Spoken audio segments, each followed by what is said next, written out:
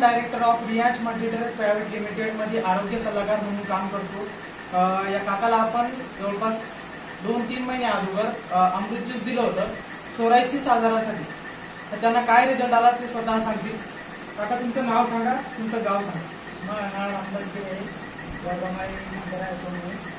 मागे 2016 पासून सोरायसिसचा त्रास होता आणि मी भरपूर दवाखाने केले, पुणे केले, मुंबई केले, बुलढाणा जिल्ह्याचा दवाखाने केले, तरी पण मला काही रिझल्ट भेटला नाही।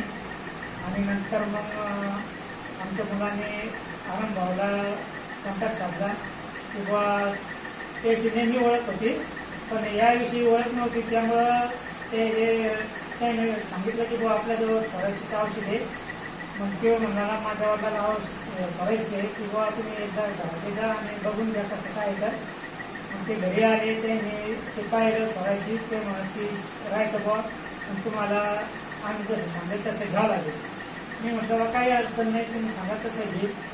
तर मी 1 महिन्याचे 18 महिने मी औषध सुरू केलं, तर मला जवळपास 18 जूनपर्यंत 10-5% फरक पडला। नंतर मी औषधी चालूच ठेवली, तर मला आता 90%, 100%, 90% फरक पडल्यासारखं आहे। त्यामुळं काही अडचण नाही, कोणी जरी घेतलं तरी बिनफिकीर घ्या, काही फरक पडणार आहे, 100% फरक पडणार आहे, काही अडचण नाही होणार नाही। काकाला असा जबरदस्त रिझल्ट आलेला आहे सोरायसिस नावाच्या आजारावरती।